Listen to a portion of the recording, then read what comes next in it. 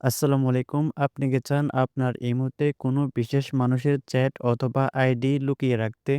অর্থাৎ আপনার ইমো আইডিটি যদি অন্য কেউ ভিজিট করে অথবা দেখে আপনি যে আইডিটি লুকিয়ে রাখবেন সে আইডিটি সে দেখতে পারবে না। তাই আজকের এই ভিডিওতে আমি দেখাবো কিভাবে আপনি ইমোতে প্রিয় মানুষ অথবা যে কারো আইডি লুকিয়ে রাখবেন একদম সহজ উপায়ে।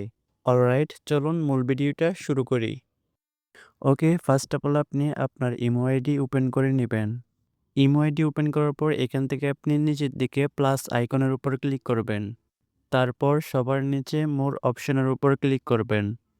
এবার এখান থেকে আপনি সিকিউরিটি অ্যান্ড প্রাইভেসির উপর ক্লিক করবেন।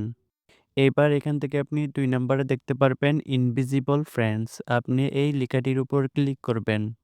এবার এখানে আপনি সবার নিচে দেখবেন অ্যাড ইনভিজিবল ফ্রেন্ডস। আপনি এই লেখাটির উপর ক্লিক করবেন। এবার এখান থেকে আপনি চার্জ আইকনের উপর ক্লিক করে আপনার প্রিয়জন অথবা যে কাউকে চার্জ করে নেবেন যাকে আপনি হাইড করতে চাচ্ছেন অর্থাৎ লুকিয়ে রাখতে চাচ্ছেন। আইডিটি চার্জ করার পর এবার আপনি আইডিটি সিলেক্ট করে নিচে ডানের উপর ক্লিক করে দিবেন। তারপর দেখবেন enter a passcode for invisible friends.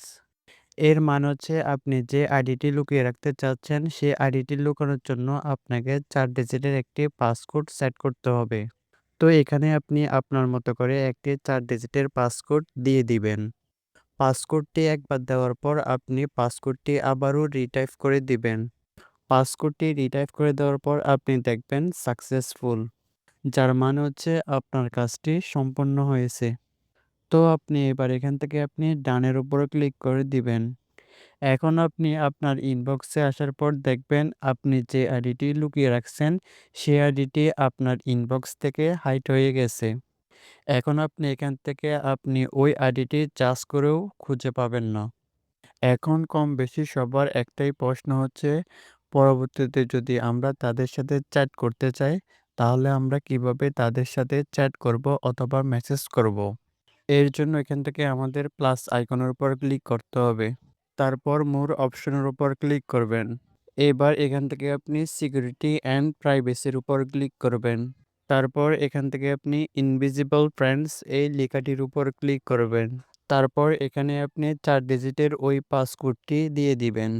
পাসকোডটি দিয়ে দেওয়ার পর আপনি লুকিয়ে রাখা আইডিটি দেখতে পারবেন। তো এখান থেকে আপনি খুব সহজে আপনার প্রয়োজনে ওই আইডির সাথে চ্যাট করতে পারবেন। এরপরও যদি আপনার এই বিষয়ে কোনো প্রশ্ন অথবা মতামত থেকে থাকে তাহলে আপনি কমেন্টে জানিয়ে দিবেন। তো আজকের এই ভিডিওটি এ পর্যন্ত। দেখা হচ্ছে পরবর্তী অন্য কোনো নতুন ভিডিওতে। সে পর্যন্ত ভালো থাকবেন, সুস্থ থাকবেন। আল্লাহ হাফেজ।